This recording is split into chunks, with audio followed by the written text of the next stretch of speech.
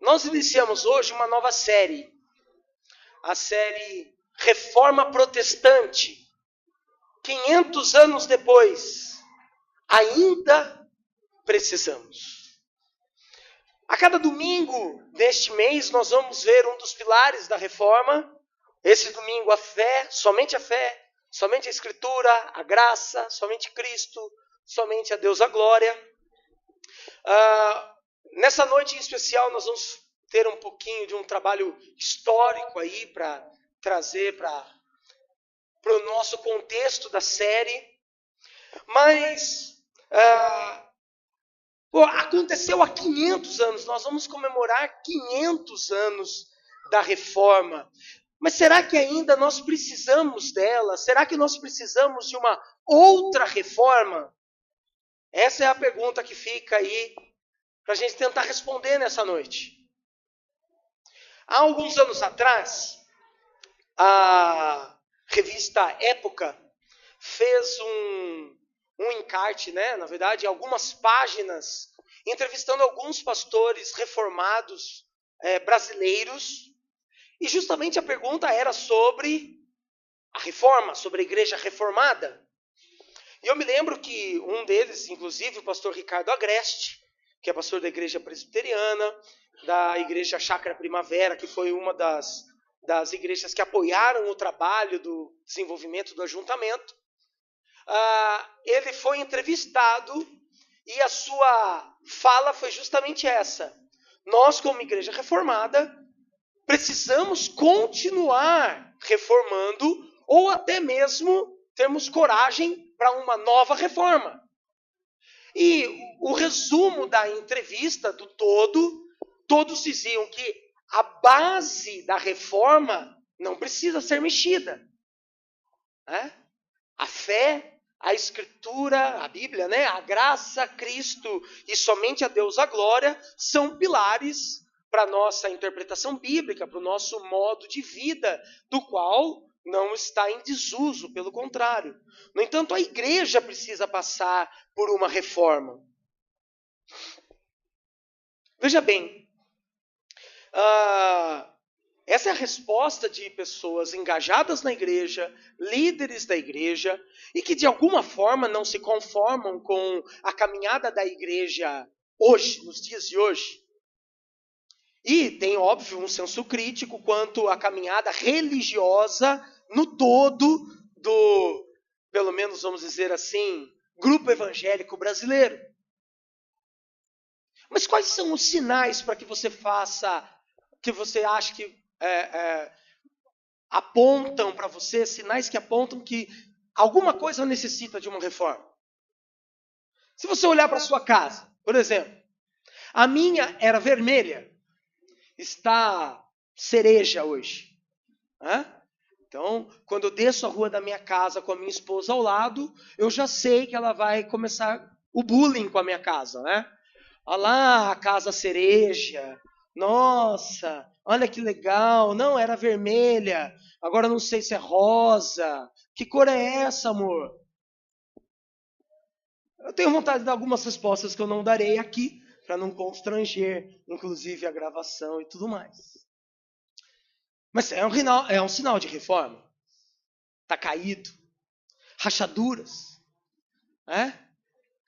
Canos que, quando você abre, demora para sair a água, faz barulho, sai água suja e assim por diante. Então, há sinais que demonstram para nós que a nossa casa, por exemplo, precisa de uma reforma. Mas e a igreja? E a sociedade? Aí, então, eu preciso falar para vocês, a igreja é apenas o reflexo da sociedade. Porque você, apesar de eu saber que você está bem conceituado, que você é igreja fora daqui, você, fora dessas paredes, está mergulhado na sociedade. O seu dia a dia, os seus 6 dias daqui em diante, serão mergulhados na sociedade e talvez se você participa de um grupo ou de uma outra atividade da igreja, 2 horas da sua semana serão com a comunidade da cristã a qual você pertence. Nada mais justo que a igreja esteja, então, refletindo aquilo que a sociedade é. Aí eu estava conversando sexta-feira com um casal de amigos, o Alexandre e a Érica, e eles são jovens também. Eu falo que eles são jovens porque eles têm a minha idade. E eu sou jovem, sempre tem alguém com uma piada, né?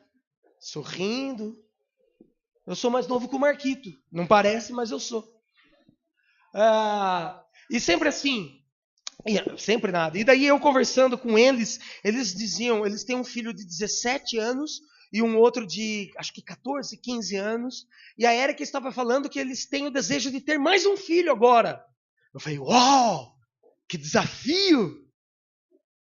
Aí a gente, que já é pai também, né? Nós começamos a listar algumas coisas que, sombra, né? Faz uma sombra no nosso coração. Mas e as questões financeiras, a questão social, segurança, educação e a cultura? Seus filhos, um já tem 17 anos, como vai ser esse menor agora? E a gente começou a verbalizar sobre isso, né? Como diz um amigo, verborrizar sobre tudo isso, falar um monte de coisa, um monte de borracha. E aí, então, a conclusão desse papo foi assim: parece que nossa sociedade dá mais valor para o amoral, o antiético, o desonesto, e que nós estamos nos sobrecarregando de culpa, nós estamos nos sentindo culpados porque parece que estamos errando e até mesmo sendo antiquados ao ensinar os nossos filhos a prezar por valores como, por exemplo, temor a Deus, justiça, ética, honestidade. Aí então ele olha para mim e diz assim: é bom tudo isso, mas nós não podemos criar os nossos filhos para eles serem bobos dos outros. Porque na verdade dentro inclusive dessa conclusão nossa, existe por debaixo disso já a tensão de que o mundo está de tal forma corrompido que inconscientemente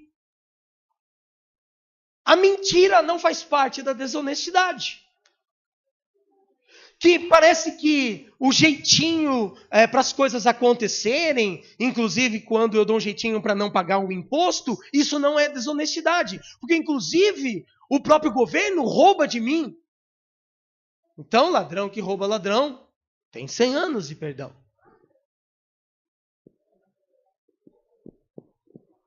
Esse sistema caído, que é anti-formatação, é resultado de uma luta contra a opressão, contra o que aprisionava, entre aspas, a sociedade e as pessoas até ontem. Mas o resultado disso é que nós hoje estamos aprisionados numa liberdade sem limites, onde a nossa sociedade já não tem mais forma, é descaracterizada, e esse sistema é chamado de mundanismo. Esse é o mundo inimigo que a Bíblia fala.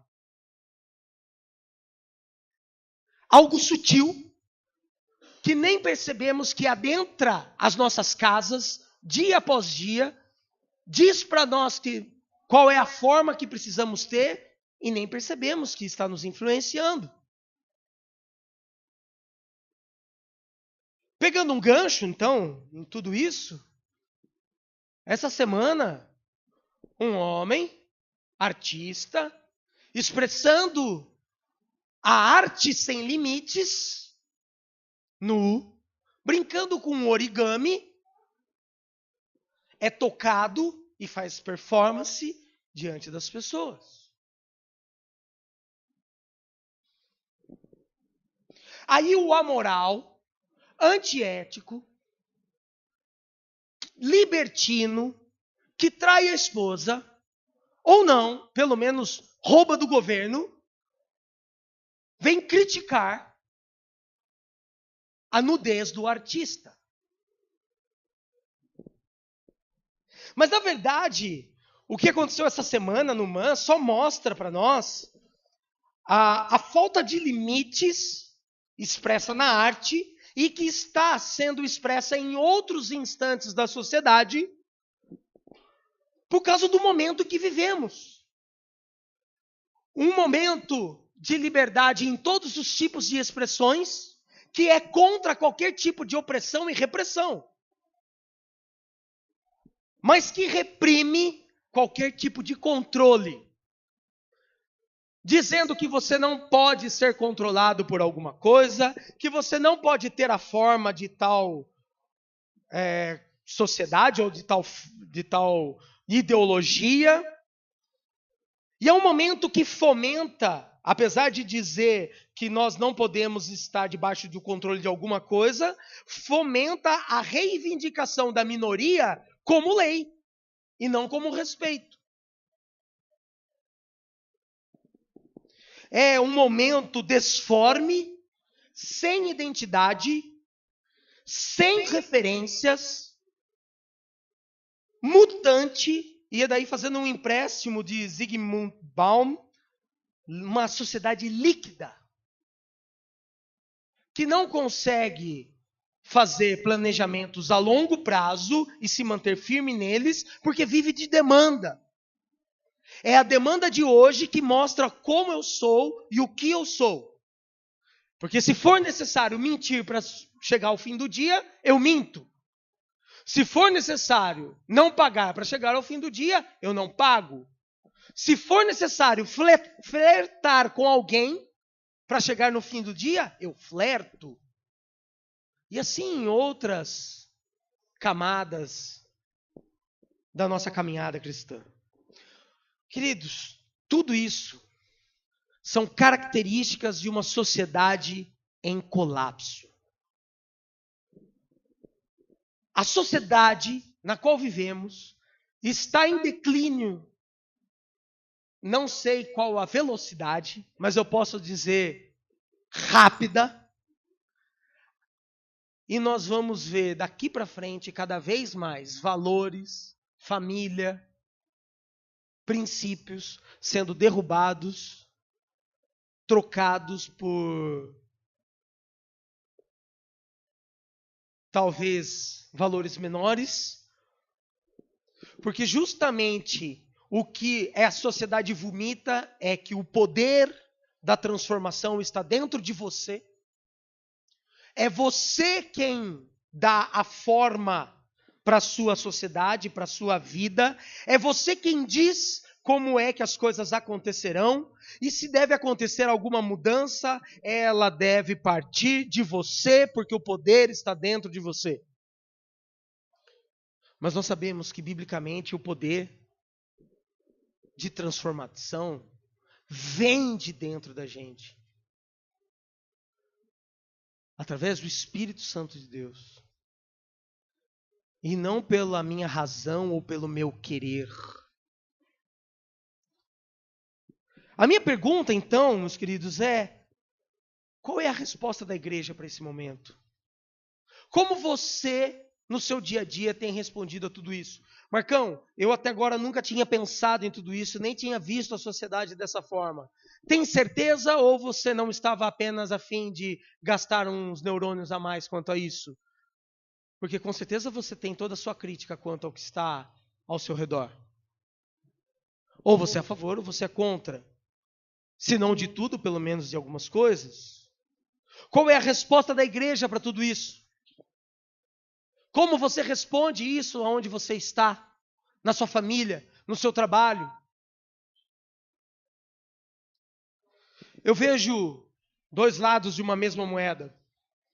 De um lado, o liberalismo teológico crescendo, onde tudo pode, nada é absoluto, onde a razão explica, e se a razão não pode explicar um evento, por exemplo, da Bíblia, é fácil, o autor colocou isso, ele inventou isso para para nos ensinar alguma coisa, para trazer um ensinamento nas entrelinhas. Então, o que está aqui é fábula.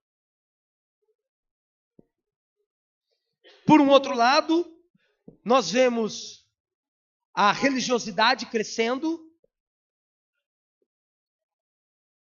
uma religiosidade ferrenha, inclusive de outras religiões que não cristãs, mas dentro do cristianismo, uma religiosidade herética, cheia de práticas inúteis, que reconstrói o muro que Cristo Jesus destruiu, recostura o véu que Cristo Jesus rasgou, práticas que aprisionam o homem em listas meramente humanas, que satisfazem pelo menos o líder religioso.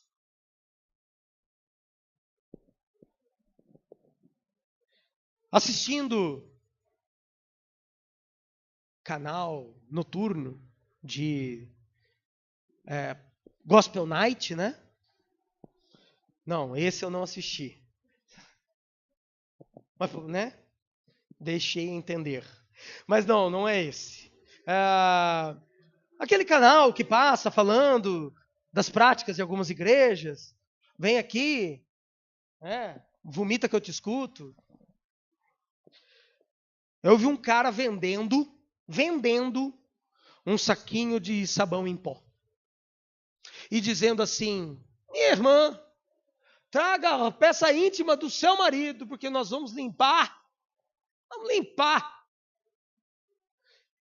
Você compra saquinho e o seu marido vai estar limpo. Limpo de toda desordem moral, de toda traição. Compra o saquinho. Era homo, nem homo, né, meu? Deveria ser sei lá. O mesmo canal, um outro dia eu vi um cara, uma peça de roupa no chão, batendo 2 tijolos na mão, raspando um tijolo no outro, jogando o pó em cima daquela camisa e falando assim: porque o homem precisa voltar ao pó. Porque se ele não voltar ao pó, Deus não pode fazer nada por ele. Leu um texto lá, óbvio, né? O homem é pó e ao pó voltará. Faz todo sentido, claro. Né? Aí ele me pega um saquinho com esse bendito pó e dá um valor para ele. E você compra isso porque você pode dar para as pessoas, você pode passar, até comer aquilo lá, porque nós precisamos voltar ao pó. Para que você seja limpo, para que você seja desculpado, para que você seja perdoado, para que você seja atendido. O que a gente vê, na verdade, é a religiosidade respondendo ao nosso tempo, a essa sociedade em colapso, dizendo que Deus é um cara mimado, que se a gente não fizer o que Ele quer, Ele vai retribuir na porrada. Ele vai deixar você pior do que você já está ou é. Se você não atender os mimos que Ele quer de você. Mas olhando para a Bíblia, nenhum desses lados, do liberalismo ou dessa religiosidade ferrenha aí, da meritocracia e tudo mais, olhando para a Bíblia, a gente não acha nenhum desses pontos como a verdadeira saída para responder à sociedade. Vou além. O colapso da sociedade não é algo novo. De tempos em tempos, isso acontece do menor ao maior contexto social. Basta você fazer uma regressão, no bom sentido, mental. Eu não tinha Enem na minha época, mas tinha FUVEST. Se você se lembrar das aulas lá, do cursinho, do ensino médio, você vai se lembrar de sociedades todas que desapareceram. Poderio, impérios tremendos que se dissolveram. O colapso de uma sociedade é um ciclo na história. E a maior marca do colapso de uma sociedade e dessa repetição desse evento são as perdas de referenciais. E se você olhar para todos esses momentos, você verá o quão parecido com o nosso contexto é.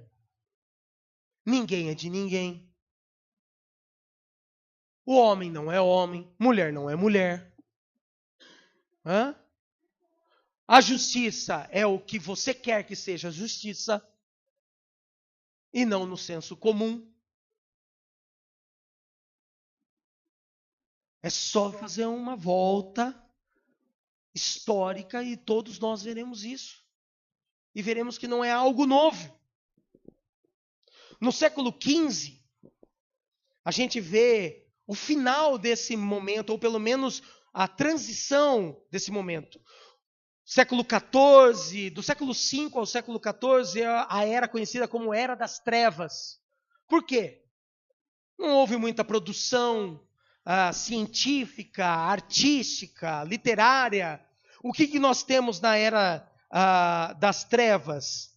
Nós temos que o Império Romano se dissolveu, a Europa se torna, então, um território pulverizado de tribos que falam línguas diferentes, que tem o seu sistema de governo, que tem o seu território.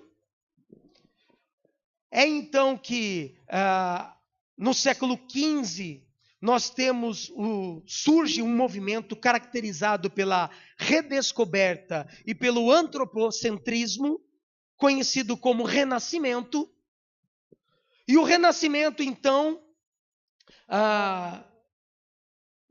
traz um grito de liberdade da sociedade, da ciência, da teologia, para fora. A sociedade dessa época estava aprisionada não a uma liberdade sem limites, mas ao Estado e à igreja, e podemos dizer que a igreja, porque a igreja detinha 70% de toda a riqueza do mundo. Então a igreja ditava o que pensar, o que falar, quanto cobrar. A arte nessa época passa a ter uma característica de mostrar a beleza da humanidade, o homem como primazia da excelência da criação. Você olha estátuas de 3 metros, esculpidas à mão, perfeitas. Quem conhece anatomia pode estudar anatomia através dela, mostrando, expressando o conhecimento que o artista tinha, o aprofundamento que ele teve, o estudo que ele fez anteriormente para conseguir esculpir aquela estátua naquela perfeição. A arte expressa o desejo de liberdade, de conhecimento, expõe a nudez, mas não despertando a sexualidade, mas sim o conhecimento e a técnica, porque as ferramentas eram completamente rudimentares. Mas parece que as estátuas de mármore enormes até tem movimento, dependendo de onde você olha, parece que ela continua te seguindo. Isso é arte. Não sei você, o que você acha, mas acho que isso é bem diferente de alguém nu andando com um origami na mão. Sei lá. E a marca da redescoberta dentro do Renascimento, essa característica, fez com que os homens voltassem aos originais, à literatura clássica, Sócrates, Platão. Acontece também a invenção da imprensa, o conhecimento se torna popular. A produção de conhecimento, ela não fica restrita à academia, ela vira um livro e pode ser vendido de porta em porta. E essa volta aos originais marcou também a teologia. E aqui então nós começamos a ver que Deus não é alheio a todos esses acontecimentos, pelo contrário, continua soberano e continua resgatando o homem, mesmo ele querendo ser independente, trazendo para fora todo o seu poder e dizendo como a sociedade é, dizendo como as coisas são e levando a sociedade a um colapso. Porque eu quero lembrar vocês que o próprio Deus, depois que criou o homem e o homem andou pela terra, teve um dia que ele olhou para o homem e falou assim: estou cansado, estou arrependido, porque o coração do homem é mau. Mas daí Deus misericordiosamente olha para o homem e vê na humanidade um cara chamado Noé, homem justo e bom. Ele andava com Deus. Nós temos a musiquinha? E daí, então, ele salva a humanidade, ele, vamos dizer assim, tem um ato de misericórdia através, mantendo a vida de Noé, salvando Noé e destruindo os demais.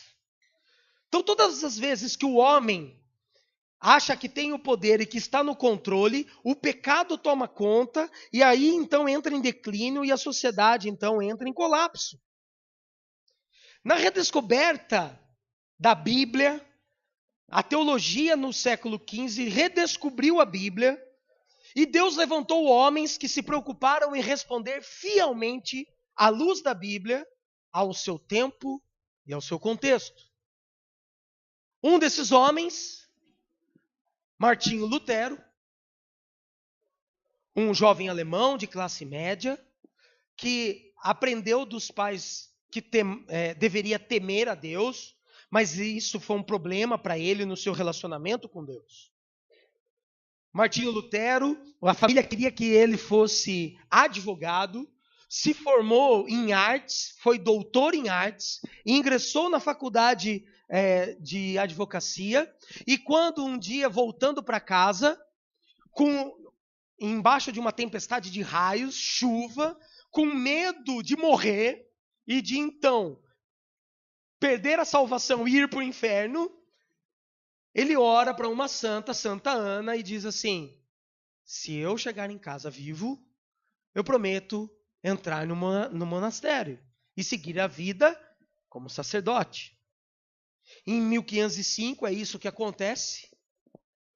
Martinho Lutero, então, deixa a faculdade de advocacia, vai para dentro do monastério. Em 2 anos lá, ele já é ordenado sacerdote e convidado para dar aula na faculdade de teologia em Wittenberg. Martinho Lutero vivia um dilema com a justiça de Deus, porque ele aprendeu que Deus era um juiz que batia o martelo, dizendo se você era culpado, se você era inocente, e retribuía isso. E a forma de retribuição era o castigo para quem fosse culpado. Martinho levou isso para dentro dos seus estudos, na sua volta aos originais. Ele então reformulou a sua teologia, formulou a teologia da cruz, onde Cristo Jesus é a justiça de Deus, encarnada em favor da nossa injustiça. Isto é, a minha injustiça, a sua injustiça, foi trocada pela justiça de Cristo Jesus. Dessa forma, então, nós fomos feitos justos pelo sangue de Cristo. Martinho Lutero centraliza todas as suas interpretações bíblicas na pessoa de Cristo e na cruz de Cristo. Formula também a sua antropologia. Quem é o homem? O homem é um ser livre, livre do pecado em Cristo. E que deve se relacionar com Deus para se relacionar com o próximo. O cristão é livre, Senhor, de todas as coisas e não está sujeito a ninguém. O cristão é servidor de todas as coisas e está sujeito a todas. Por conta disso, se torna popular suas pregações, suas aulas. Muitas pessoas querem ouvi-lo, querem conhecê-lo, mas a igreja não quer dialogar com ele. Martinho Lutero, então, no dia 31 de outubro de 1517, formulou 95 teses condenando ou questionando a venda de indulgências, a venda de relíquias, a venda de pacotinho de sabão, de pão, de lencinho suado do negão.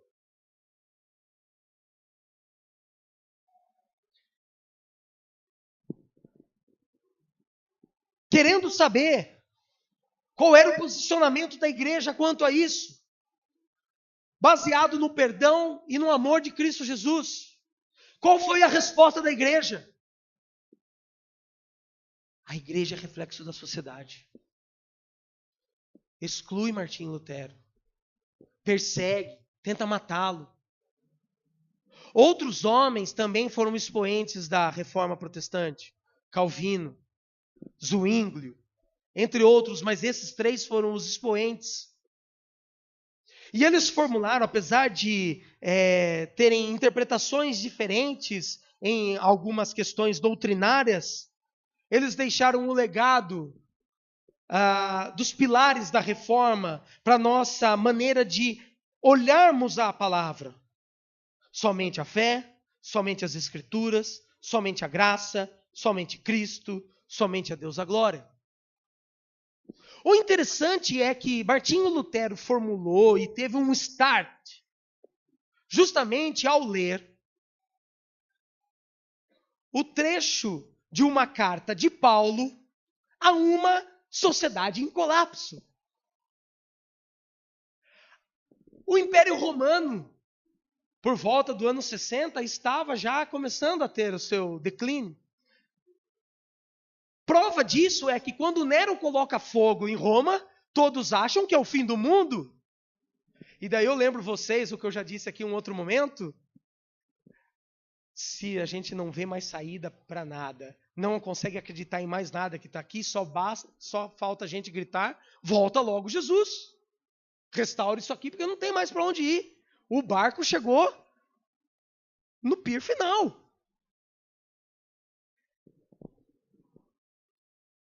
Paulo então escreve à igreja de Roma, fala do seu desejo de conhecê-los, porque a igreja de Roma não conhecia Paulo. Fala que não conseguiu chegar até eles, porque foi inclusive impedido pelo próprio Espírito de Deus. E o tema central da carta de Romanos é justiça de Deus. Talvez por isso Lutero tenha se engajado tanto nesse livro. E o texto que despertou Lutero é o texto que Paulo apresenta o tema da carta aos Romanos, que é no capítulo 1, versículo 16 e 17. E diz assim: não me envergonho do evangelho.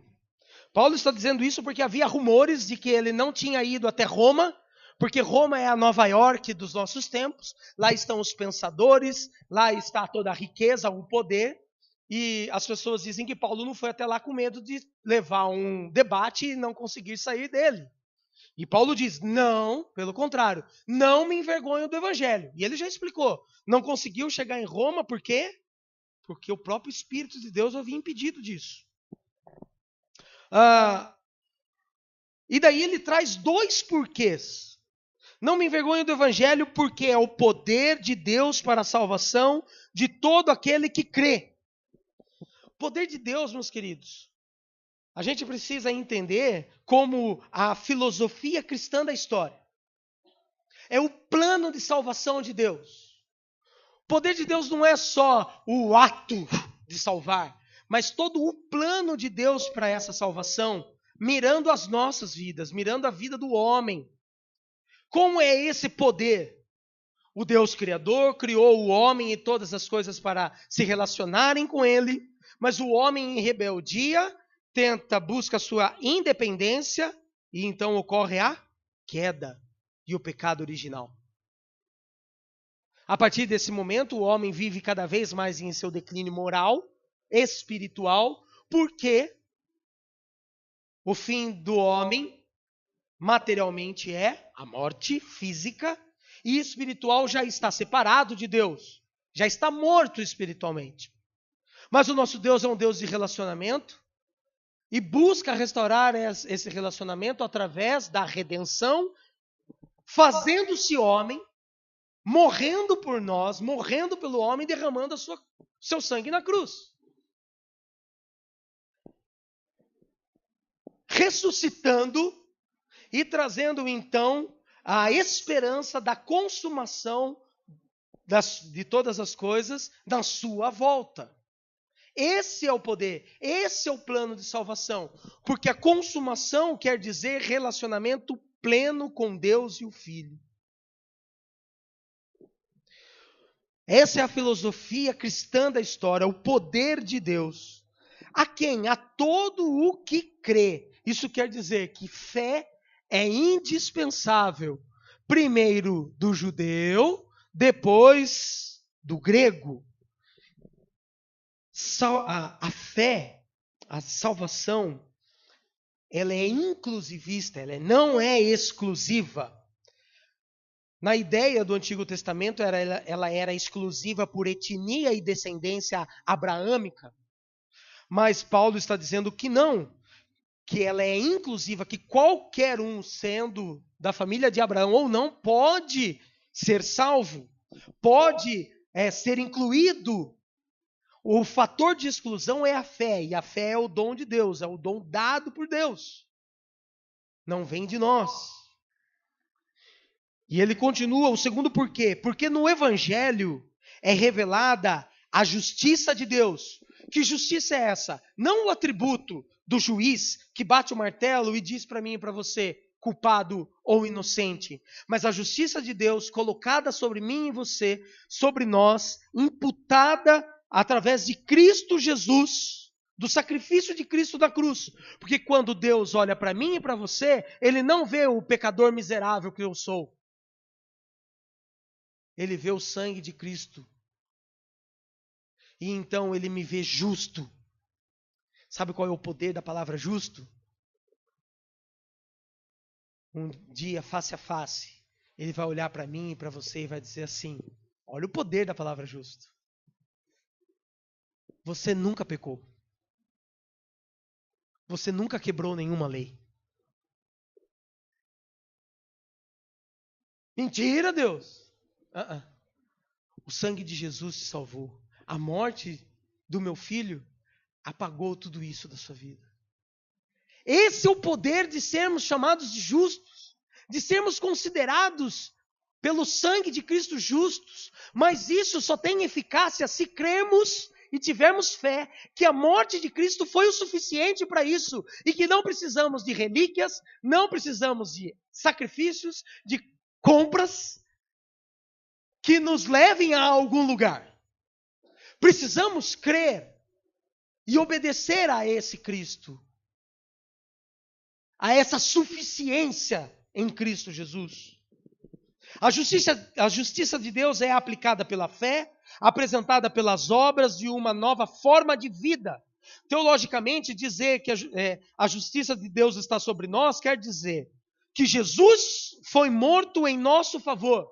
Justiça é salvação, é o perdão pelo amor de Cristo, porque esse Deus de relacionamento nos salvou para um encontro na eternidade, mas sermos chamados justos agora faz com que Ele olhe para nós e não corra os olhos de nós, não corra os olhos do nosso pecado. Pelo contrário, porque quando Ele olha para mim e para você, Ele vê o sangue de Cristo e Ele diz, você é inocente. E isso é antilógico. Isso é loucura para os homens. Por isso é ditado por fé. E continua. Uma justiça que do princípio ao fim é pela fé. O que Paulo quis dizer com isso? Primeiramente, que fé não é adesão intelectual. Realmente, eu conheço a história de Jesus. É aquele menino que nasceu pobre, disputando lugar entre os animais da manjedoura, lá no curral, e que cresceu e tinha uma lábia tremenda, uma sabedoria fantástica, fez com que pessoas não somente o seguissem, mas morressem por ele posteriormente. Ele mesmo morreu na cruz, ressuscitou e diz a história que foi assunto aos céus. Não é adesão intelectual, fé. Fé é obediência, é confiança. É verdade de vida que engaja o homem em um relacionamento com Deus e o próximo. Faz com que eu e você vivamos na dependência de Deus. E celebrando, vibrando com a graça de termos sido salvos sem merecer. Sem merecer. Quando Paulo fala que uma justiça que do princípio ao fim é pela fé, ele está apontando o passado, os homens da Bíblia, do Velho Testamento, que viveram na tensão das promessas da vinda do Messias, da restauração de Israel. Por isso ele cita, inclusive, Abacuque, o justo viverá pela fé.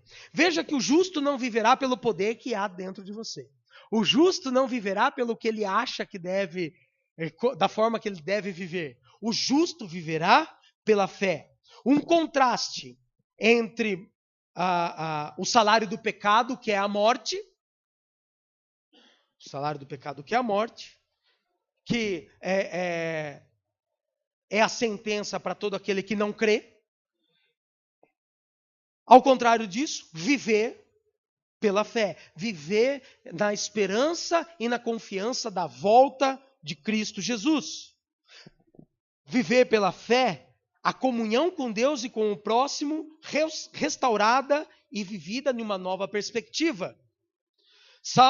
Quando Paulo cita Abacuque, ele está dizendo assim, que Deus concede vida ao ímpio, que abre mão da sua obra própria e crê somente em Jesus Cristo.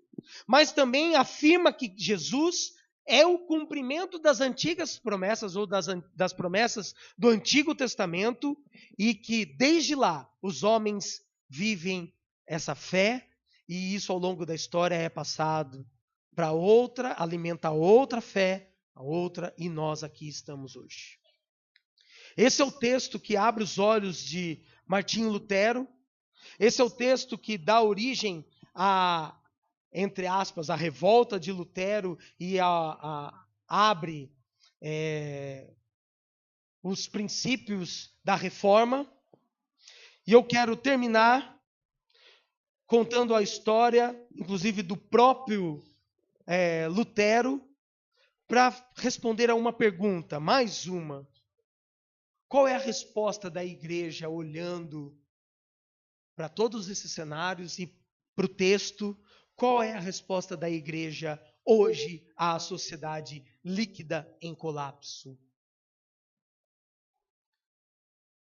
Aí então, diz a história que Martinho Lutero chega com esse texto, chama o bispo e diz assim para ele: leia aqui. O que está escrito aqui? Porque o evangelho é revelado a justiça de Deus, uma justiça que do princípio ao fim é pela fé, como está escrito, o justo viverá pela fé. Martinho Lutero olha para o bispo e diz assim: onde está escrito que nós precisamos comprar o nosso perdão? Onde está escrito que o homem precisa de relíquias? Onde está escrito que o homem precisa comprar sabão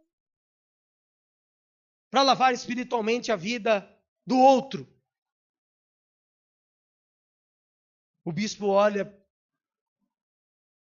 para Martinho Lutero e diz assim: Lutero, se você tirar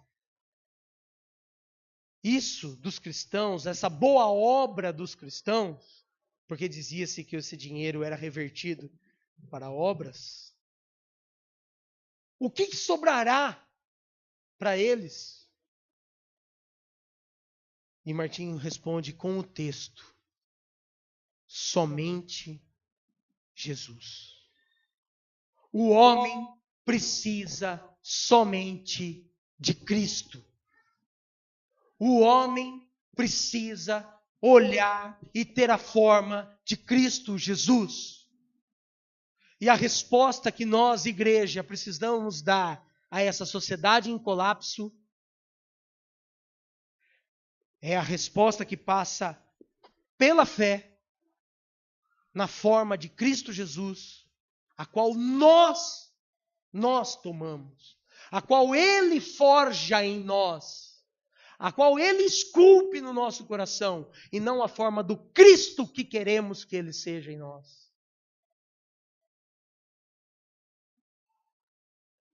A resposta da igreja para uma sociedade em colapso é somente a fé em Cristo Jesus. Eu quero orar e terminar essa noite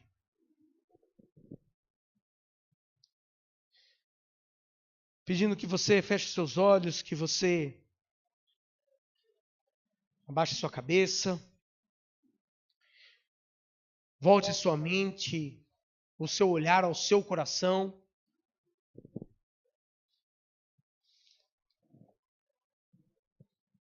E peça a Deus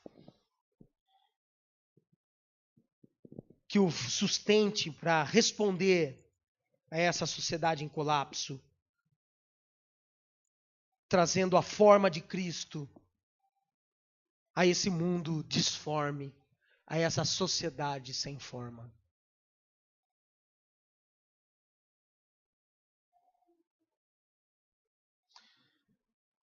Aproveite esses instantes e converse um pouco mais com o Senhor. Peça perdão aos seus pecados. Peça que Ele alimente a sua fé. E que nos ajude a vê-lo e ver as suas mãos graciosas sobre nós todos os dias das nossas vidas.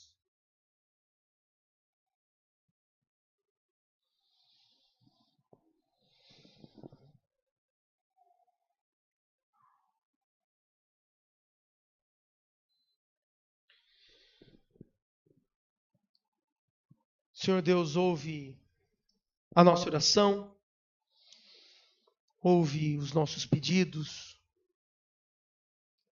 mostra-nos aonde ainda necessitamos correção. Nos ajuda, ó Deus, a não culpar nada nem ninguém das nossas escolhas e dos nossos erros. Mas também nos ajuda a ver que o Senhor, o seu sacrifício, a vida de Cristo é suficiente para a minha caminhada, para a nossa caminhada aqui neste lugar. É suficiente para nos tornar justos, inocentes diante do Senhor. É suficiente para não desejarmos e não cairmos no recorrente pecado que cultivamos dentro dos nossos corações. E é o suficiente para sermos humildes, para abrirmos mão da dependência e das obras próprias das nossas mãos e do nosso coração, para seguirmos aquilo que o Senhor quer fazer e operar em nós. Muda a nossa história. Muda o nosso coração. E nos ajuda a vencer esse sistema falido ao nosso redor. Que ao menos a nossa casa, aonde quer que pisemos, a forma de Cristo ali esteja. Nos ajuda com isso, Pai. E muito obrigado, porque mesmo não merecendo, mesmo sendo fracos e errando tanto, ainda assim, o Senhor nos mantém nesse chamado e cultiva o nosso coração perto do Senhor. Obrigado, Pai. Em nome de Jesus que oramos. Amém, Deus.